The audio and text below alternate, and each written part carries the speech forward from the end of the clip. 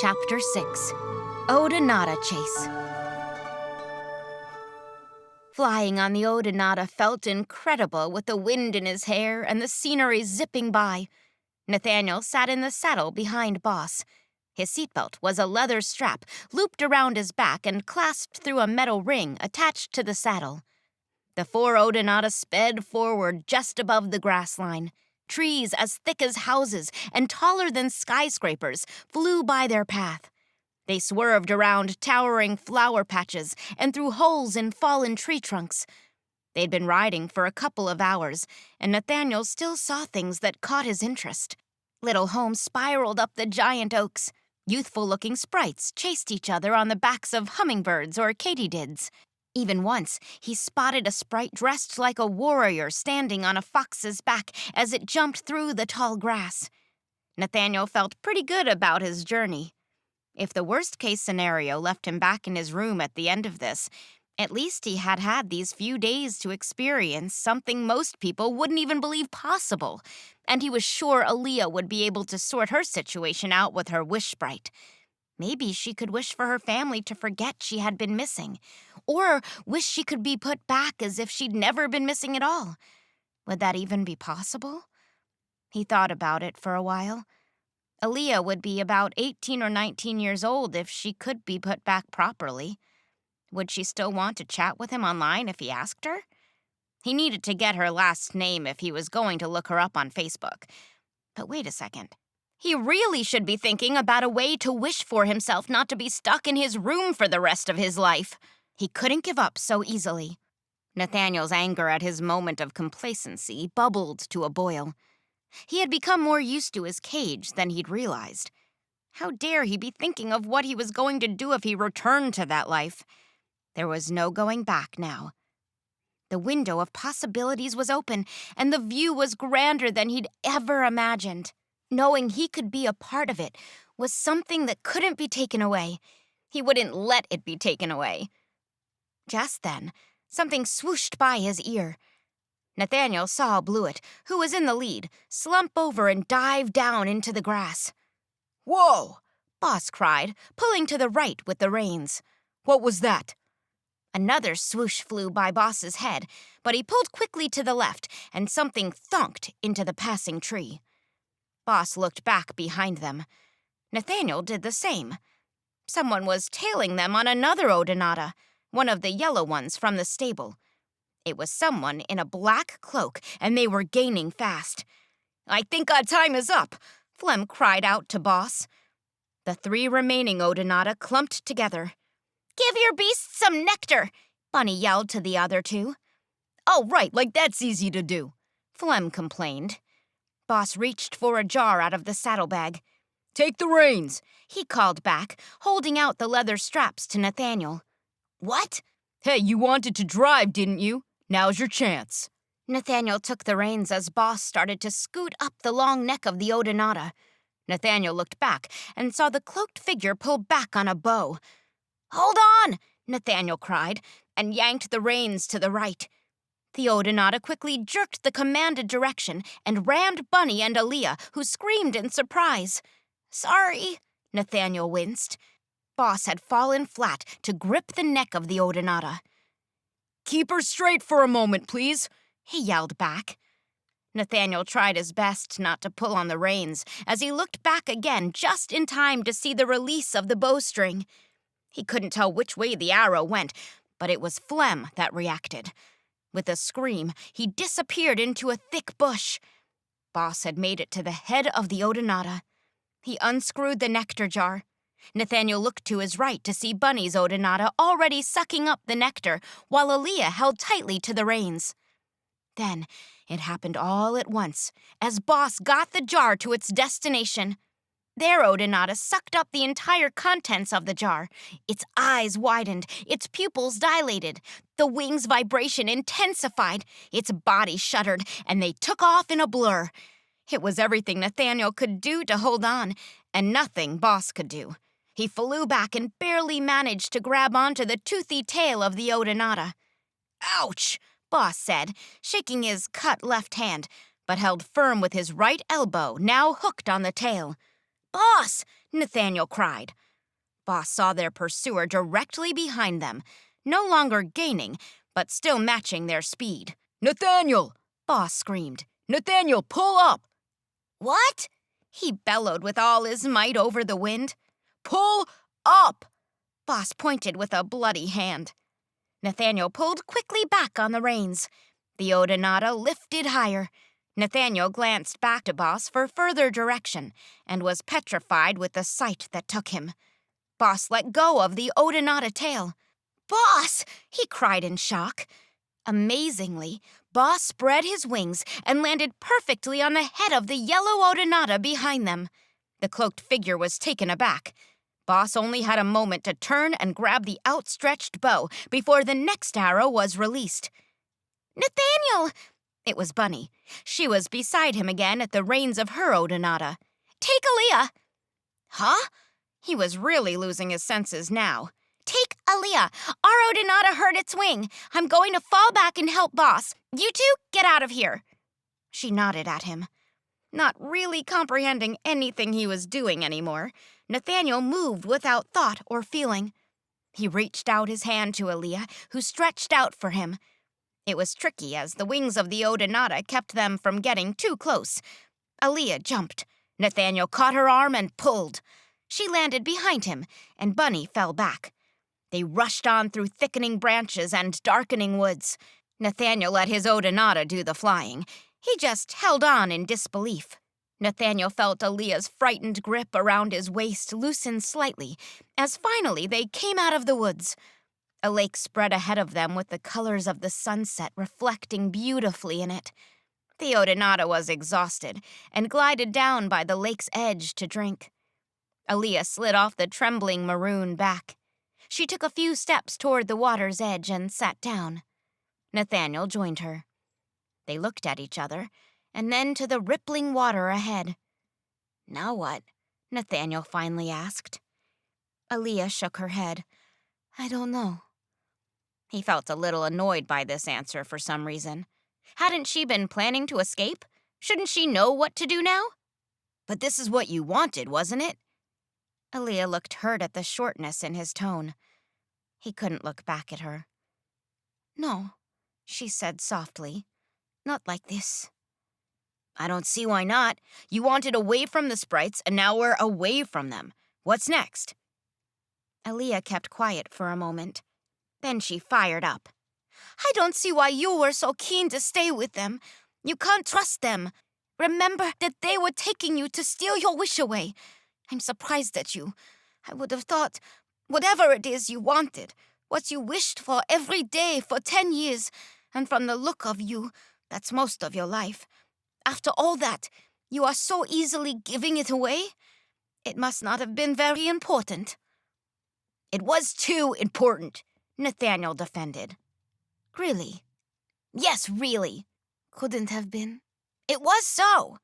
Not if you'd give it up without a fight. I did fight. I am fighting. I told you. They said it's the exchange or nothing. Well, they lied. And if you knew anything about them, you'd know you have to outsmart them to get what you want. She crossed her arms. And if you really knew them as well as you think you do, then they wouldn't have outsmarted you on that boat, now would they? He regretted it as soon as he said it. She turned to him quickly. What do you mean? Nathaniel bit his lip. Nothing. She uncrossed her arms. Nathaniel, Nathan, what do you mean? Oh, she was using the friendship card on him with that Nathan. He felt horrible. What a way to break it to her. Nathaniel sighed and mustered as much sorry in his eyes as he could. That Cylon dude, he began. Cyron, she corrected. Yeah, him. He played a trick on you. What kind of trick? She said, with ever-mounting fear in her eyes. That boat we were on, the Argosy, it's in a time loop. Aliya stared at him. He knew she didn't understand. You were in a time loop. He tried again. What do you mean? She asked, but comprehension was lighting in her eyes. Until I pulled you off that ship, You were entering the Bermuda Triangle every day and restarting that day without ever knowing you had set sail yet. How long? She said suddenly. What? He said, startled. She stood up. How long? 5 years, Nathaniel said quickly. She began pacing and pulling her hands wildly through her hair. It's too late, she was muttering. I can't stop it now. Nathaniel got up. Whoa, calm down. What am I going to do? It's too late. Nathaniel stepped in front of her. It's not too late. Whatever it is, it's not too late. She froze and tears swelled in her eyes. You don't understand. My wish, it couldn't have been granted. Not if it's been 5 years. Aliya, we can still fix this. Let's go to Midtown. We'll find the wish sprites. They owe you an exchange at the very least. That's what Boss said. We're owed. You can ask to be sent home as if you never left. I'm sure of it. Huh. Her laugh hit Nathaniel in the creepiest pit of his stomach. That's all I would need. To go back to that life unchanged. My older sister sent to her fate, and I to follow, both to die the same way as our mother. Aliya wrapped her arms across her chest and began swaying. What? Whoa. Nathaniel tried again to calm her. Look, you obviously need this wish granted.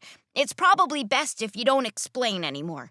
From what I gather, that would break your wish, and probably the ability to exchange it. But I still think the best way to fix this is to go to Midtown. I don't think running is an option anymore.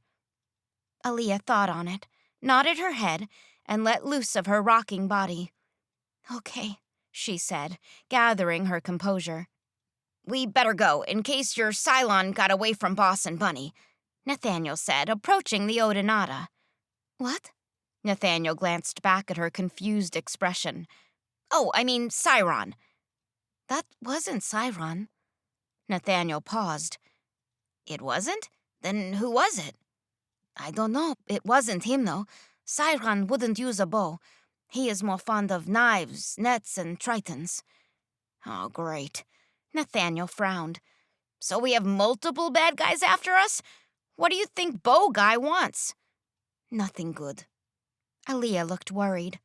He came really close to your head a couple of times. I think you were his target. Nathaniel caught his open mouth, clamped it shut, and swallowed hard. Yeah, like I said, we better get going. Now. He started to mount the Odinata, but hesitated.